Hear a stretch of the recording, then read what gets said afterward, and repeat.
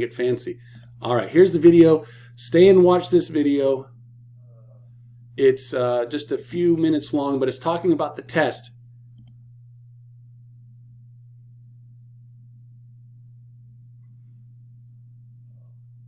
If it's going to play, we'll see.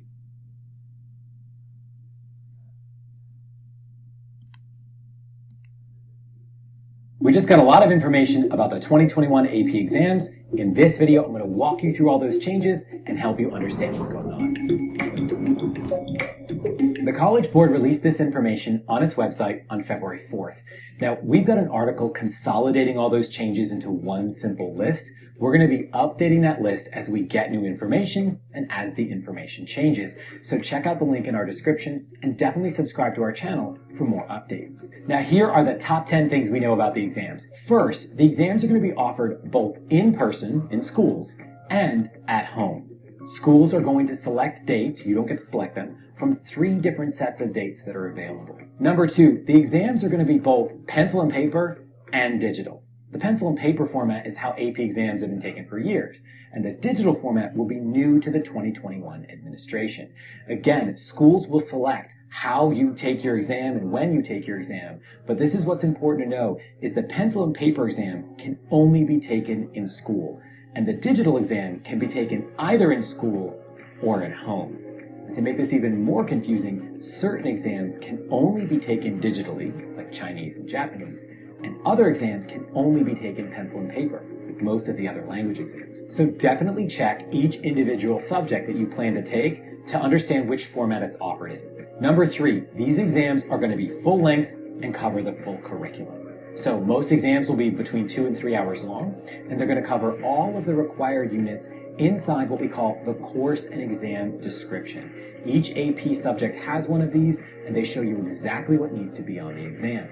Number 4 is that there's going to be some key differences between the pencil and paper exams and the digital exams. It's like the digital exams have their own set of rules.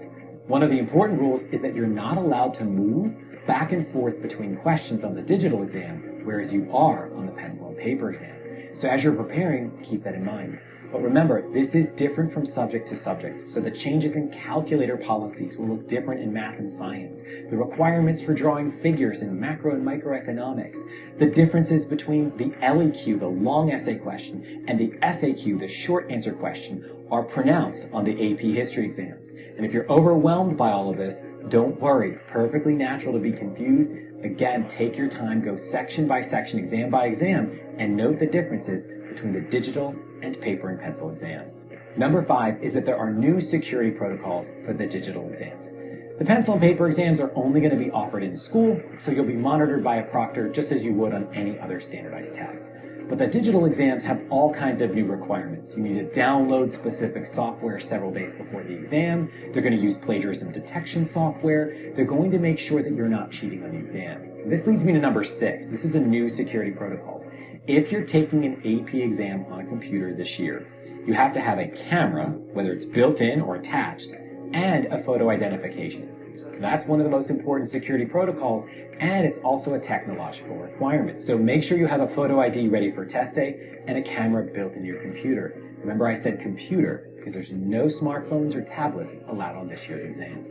Number 7 is that the College Board has extended certain deadlines. So if you're submitting a portfolio for an AP Art course or AP Computer Science Principles or one of the AP Capstone courses, pay attention to these extensions. May 20th, 2021 is the date that you want to remember. Number 8 is that the College Board has waived all cancellation fees this year. This is really valuable. So if you've registered for the test, you're not sure whether you can take it, or you feel totally overwhelmed, you won't have to pay a $40 fee. No one will be paying that this year. Number 9 is that the digital exams are going to be offered at the exact same starting time worldwide. And that means that some students in international time zones are going to be taking this exam very late or in the middle of the night. Make sure you're careful about planning your calendar weeks or even months in advance, and you know exactly what to expect on test day. And finally, number 10, the College Board has announced that they're going to let you practice the digital exam format starting in April. So definitely subscribe to our channel. We can walk you through that format and make sure you're ready for test day. Wow, thank you for you guys lingering on and hanging tough with that. Let me get the PowerPoint set up here for us, and then we will unpack a little bit of that we just chatted about and looked at. So let me move some things around. I'm basically recording this video for students for tomorrow, since I have I have to be at a teacher meeting, etc. For that. So hey, again, there's just a few of you left. You guys are the stalwart people. I will come back and revisit kind of what this test format and the benefits and the negatives of it. I hope that video is a little bit more clarifying, exactly with regard to what you do with the digital one or if you take the written one. Please know this. I understand, I'm hearing that the school board is talking about returning to school at some point. Will that be only elementary? Will that be including high school? What does that do with regard to our AP exams? Oh boy, howdy, I don't know. And if the school offers it in a written format, then you have to go with the written format. But how they're going to plan that in a shorter period of time to find all the proctors and everything that we need to do, it's I don't know. It's in my mind. I was a betting man. I would have said there's no way we're going back to school. The second thing is no way we would not be doing anything handwritten or in person. That's primarily the private schools who are in session right now, like the Linfields and the Rancho Christians, that are probably taking that test in a written format. You all will probably be at home taking these exams with a computer that has, a video and your ID, and that means you'll be not taking the LEQ. That means that you'll be taking the two of the SAQs, if my memory serves correct from what we talked about from before. So good on you, and I really hope that doesn't create more stress. I imagine it does because there isn't any clarity, but we will get some. For right now, don't be thinking about that. Just be thinking about what's in front of you. It's like, I've done some mountain hiking, with full-on 55-pound packs and you name it, and for a week at a time. And if you just sit there and look up and you go, how am I going to get to the top of that 13,000 foot and yada? Don't do that. You just got to think one step at a time, one rest stop at a time, one watering hole at a time, and try to enjoy the hike as you go and not miss the beautiful sights around you. And I'm not saying U.S. history is beautiful sights. I'm just saying, just take it in smaller chunks. Okay? So today I'm going to blast through some of the stuff that you'll need to know for these two chapters.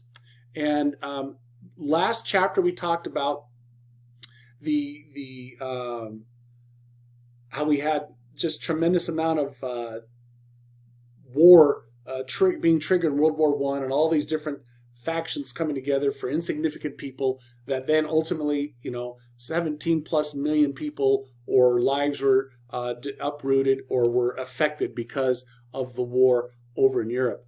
Today we're going to be looking at how did the war affect Americans on American soil. And so as you look at this chapter and the next one, I used this illustration, I think, last week when we chatted. Think of this as you had a movie theater, and yes, pay attention to what's on the screen, but you have to be alert, more importantly, in what they test you on. They're not more likely going to test you what's on the screen in front of you. How did the middle class people respond? How did most people of America who are white Anglo-Saxon get affected by the war? That's when they're not going to focus their attention on the test. They're going to focus on the perimeter, on the marginalized people, the African American experience, or the Mexican American experience, or the Chinese American experience. So please focus on those things, and I can see how this could be a great compare, contrast. Talk about the African American experience between World War I and that of World War II, and how much their lives were changed, or to what extent did the experience change. That's the mindset you need to be having, okay?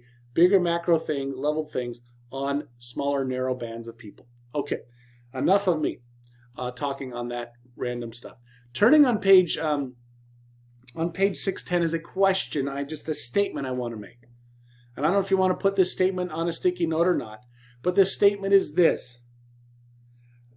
Historically, war breeds patriotism, which soon leads to intolerance. War often breeds patriotism, which in turn breeds intolerance. Today, and for these both chapters, we're going to look at how this war captivates this mindset of intolerance, okay? And in your time period, in your age right now, we saw how politicians have created this patriotism that has gone a little too far in terms of, if you're a true patriot, you're going to go to the Capitol building and tear it down and dismantle our democracy. I'm not here to judge or say right, wrong, or indifferent. That's just what patriotism evolved into, okay? What does it look like here at World War I? We're going to find it looks almost the same way. All we do is change out a few topics, and it's going to look the same for World War II as well in that situation. So I just like to open with that statement there. Now, as I go through this chapter, some key things you're going to recognize is, look at that. They're in the middle of a pandemic here in 1918. We're in the middle of a pandemic and during this time period, and that creates nothing but social turmoil. So as you read through those sections and you watch maybe some videos that I made on the lectures, you're going to maybe see what some of those turmoil points that are talking about.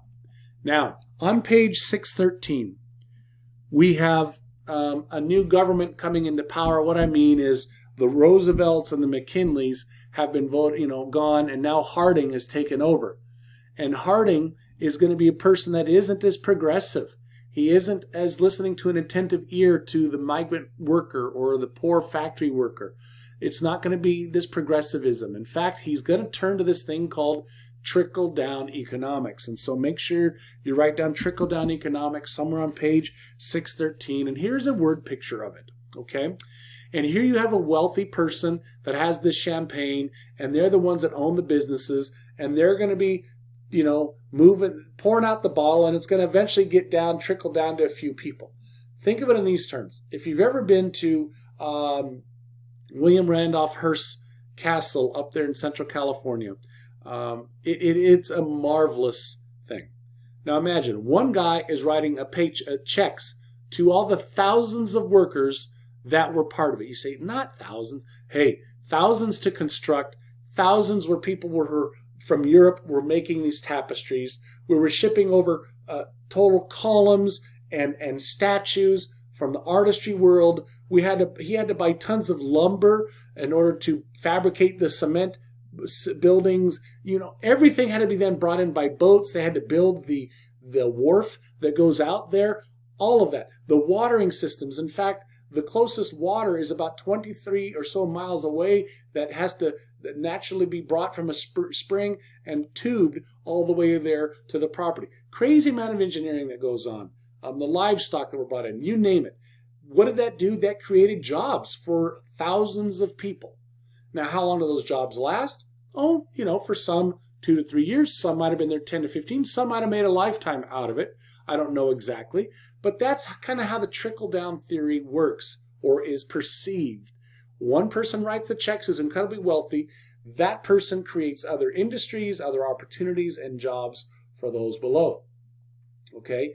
This idea will be challenged radically when it comes to World War II and FDR and trying to get out of the Great Depression that will be happening next in our timeline. Okay, so please know trickle-down theory and how this kind of will evolve into some things. While we're there, talking about President Harding on page 614, please be aware that President Harding reflects this pendulum swinging.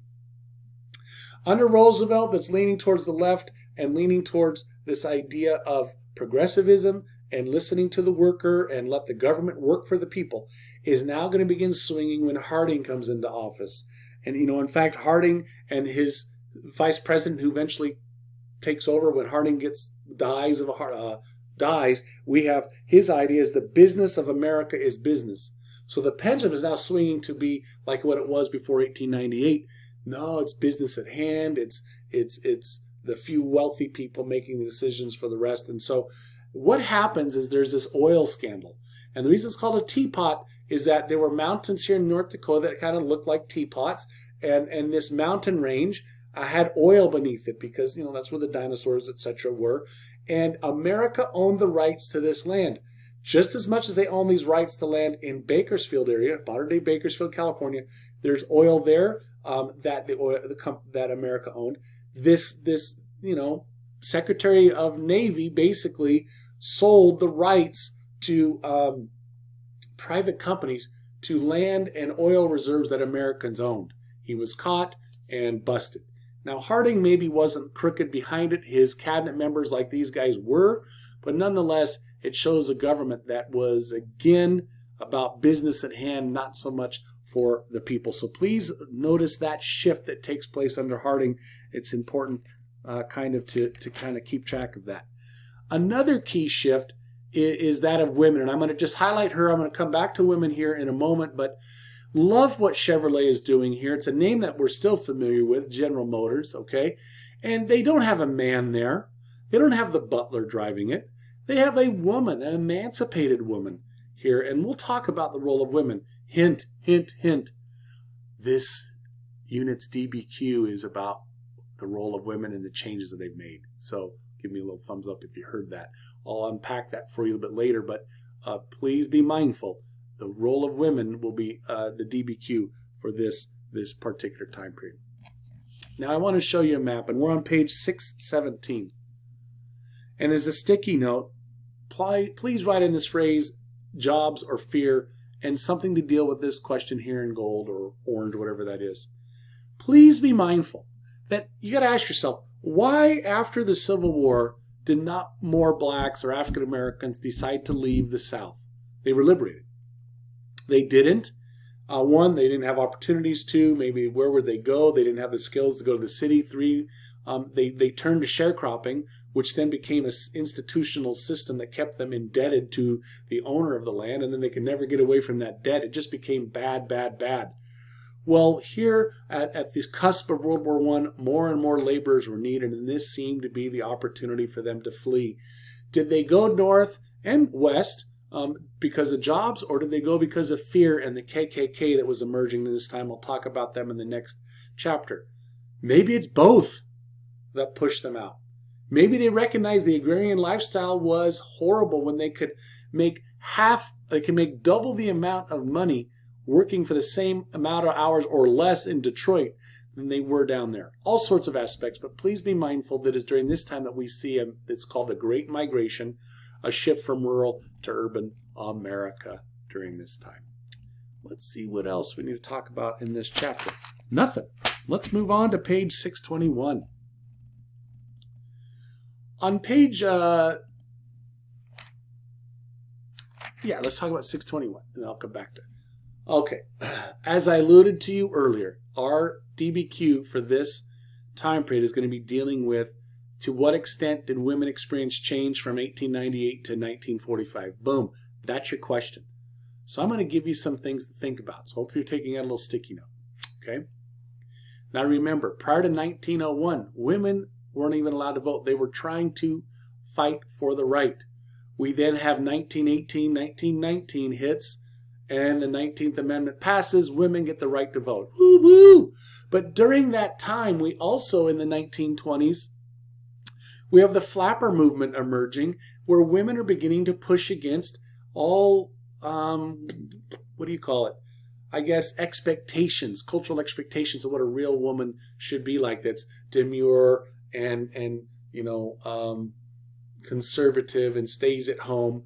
No, here we have a new woman emerging and the vision of what this new woman emerges. Soon we're going to have Margaret Sanger, who is going to be there advocating the use of birth control.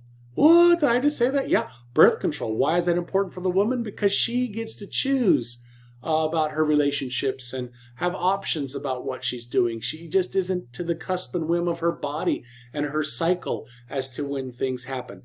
There's a lot of choices. We then have World War I emerging, where women leave the home, and because 3 million men go off to go fight at war and be part of the effort, they are seen as vitally important in the war industry. They're now becoming teachers and nurses, and they're working in the factories, building munitions, etc. We then fast forward to World War II, where the women experience further opportunities of there, as 42 or so million men are put into the drawing, if you will, but not all of them have to go fight. But women have to radically change things. I love like I showed you this picture here earlier on the prior chapter. Where did it go? Here, women getting liberties to go. On prior chapters, we showed women have the opportunity to ride bicycles, to go golfing, doing the things that push the boundaries during this time. So we have World War I and World War II creating tremendous change for the lifestyles of women. Okay, now compare that. So many people like to say the 1960s, the sexual revolution, the peace movement. That's when lives of women really begin to radically change. I'm of the mindset, yeah, there were some changes, but women already had the sexual revolution here in the 1920s in some regard. They already had the pill and other sexual, the reproduction things that they could control. They had the right to vote. What was new in the 60s that take place is that they were standing up for abortion in 1972. Yeah, that gave them more rights over their bodies in some ways, but there were other rights that were just as important to be talked about. How about the ERA, the Equal Rights Amendment that take place? Yeah, but that actually got voted down. It doesn't happen until the mid-'80s that we see women's rights become more respected in that way. All this to say, if you're doing a DBQ, check this out. I've just given you things in the 1960s that you can allude to what's going to happen. That's for complexity. I've given you contextualization, talking about the women's rights to vote and the fight that they had to make. You can talk about, let's not forget, Elizabeth Cady Stanton, and remember in 1848, the Seneca Falls Convention. Those are some things that you're going to want to draw from as part of your contextualization. Boom, I'm giving it all to you right now, and I'm recording it because that's how nice I am for you to come back and revisit. Okay, moving on. You guys are doing, I hope, well, and you're still there. So this idea of women's liberation, is just not relegated to the 60s. It started way back when on American soil. Let me go back and look on page 622. In my notes, it's back, but for your page, it's 622. Please be mindful of this group called the Lost Generation. The Lost Generation were a group of beatnik, I guess you would call them beatnik, thinkers, artists, musicians that fled America, fled their major country of domain, and most of them went to France. Why France? I don't know. Maybe it was just cool and chic to do. And it was there that they began writing and questioning everything about politics. It was the politicians that got us involved with World War I, that killed that millions and millions of people. For what reason, what cost that it brought. And so essentially, there's a quote in your textbook that is fantastic. It says this: grown up to find all gods dead, all wars fought, and all faith in man shaken. What a great line. And this is how they felt, that everything was meaningless. Like it says in the book of Ecclesiastes, meaningless as to what they were doing. And so they're like F. Scott Fitzgerald's The Great Gatsby came out of that genre and of that time period and spoke to those things of questioning old values, and that all of this is essentially meaningless as we conform to things. What would today's culture, you're not even your age, but the 20-somethings to the 30-somethings, these are people who are checking out from things that, I'm the old school that have worked hard. What was my goal? To get a house and live comfortably. I guess I've done that and travel here and there. These young generation, they're like, is that all there is to it? Is that happiness for you? Just going to work and then finding a house? And they're like, no, we want experiences. And so what are they doing? They're like, they're giving up renting and they're buying these vans and motor coaches and traveling with their families across America. Hey, props to them. Good for them. Are they the lost generation? No. Maybe they're the woke generation. I don't know. But, they're each to each their own, and they're trying some new steps. Okay. Now, the last thing I want to bring to your attention is the Harlem Renaissance. And there is a video that I need you to, I suggest you write down. And this is found on page 623. The video is a YouTube video, so it's called, let me look at my notes, Against the Odds, Artists of the Harlem Renaissance. I'll say it again, Against the Odds, Artists of the Harlem Renaissance. Please watch that. You can fast forward through some, it's like 50-some minutes, but not only is it African American, Black History Month, but second of all, to understand more of what influence these artists had would be very important, because it would not be wasted time, because this is stuff that they probably will test on, because it's both women and of a marginalized people group. So be aware of the influence that they had. The last thing that I want to bring to your attention, and this is what you'll do in class on Thursday when I'm not there. You're going to be doing, looking at a compare-contrast type of thing between Booker Washington and W.B. Du Bois. All right. On page 625, and you're doing good, I only have one more topic. Please make sure that you know the difference between Marcus Garvey, Booker T. Washington, and W.E.B. Du Bois. These might be three African American men, but they have three different opinions and three different objectives. All of them trying to liberate the black experience, but all of them taking different vehicles of how to get there. Your job is to know the differences between them, because wouldn't that be a great compare-contrast? Boom. They cover the African American experience by looking at three men of this time period. You're like, woo, golden. Steeger talked about this. We got it. We even looked at some. So, I hope you're preparing and being ready for that. And the last thing that we need to talk about is this idea of America undergoing, oh, crikey, I'm lying to you. There's a couple things here I need to bring to your attention. All right, on page 626, it's called the Volstead Act. Please take a little trigger. That has shown up as a little secret on a few years, the Volstead Act and the 18th Amendment.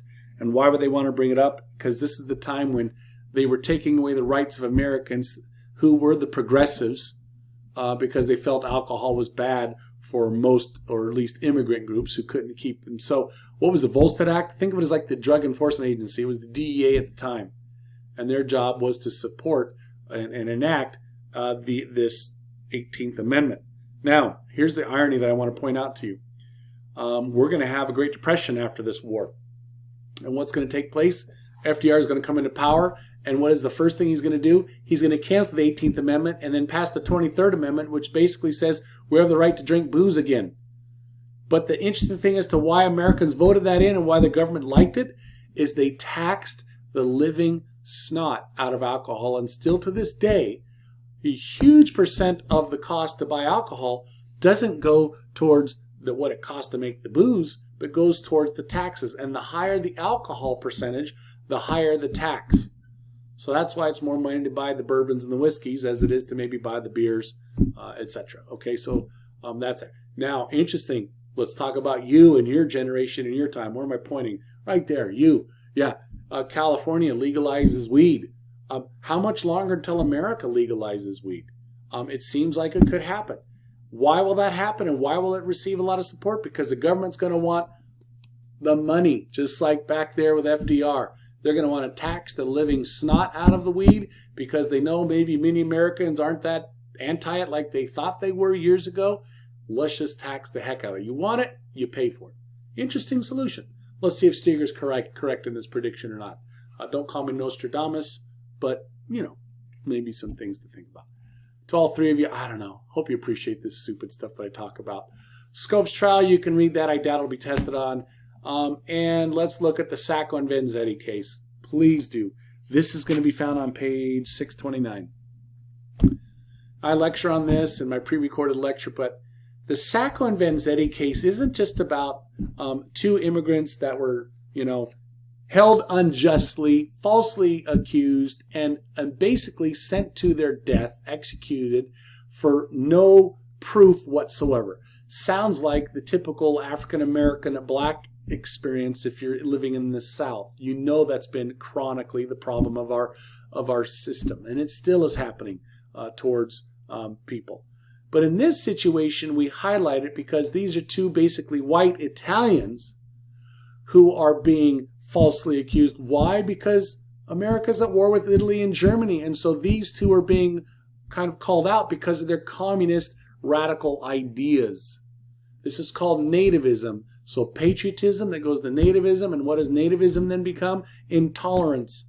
So the Sacco and Vanzetti case represents the intolerance that most of America was experiencing during that time towards anybody who didn't agree with them. They were, summarily arrested and thrown in jail or in prison. So please be mindful that this is a great case to just help keep connecting to those time periods. And the last thing I want to talk about is that of, I guess, I think we're good. The case stuff you can read on your own. There is one thing. Nope. one thing that you might want to look at. And this is found on page 632. On 632 is a document. I'm going to take a screenshot of this. Might want to look at this. Now there are other documents, 604, 558, 561. Those are primary sources that are written from a female perspective by a female about how they see the roles and abilities and identities within the American society. Ding, ding, ding. Boy, could this not be a possible DBQ from them in the future as well, okay, and the role of women. And so by looking at how a woman under the KKK, that's what the 632 is, to an African-American movie, a gal, and what her experience is in America. It's kind of a cool way to look at lenses of women, but from different backgrounds, okay? Well, on that, I have nothing else except I see 3 of you here. Helen, do you have your little thumbs up so I can give you some sponsorship? Good. How about you, Eden? Yeah. Awesome. And Luke, I see you. Good. Well, remember, I will not see you on Thursday. Take a look under Steeger Select. There will be something there for you to consider. But have a great 4 days, you guys amazing people. And keep it classy, Golden Bears. Have a good day. Bye, Luke.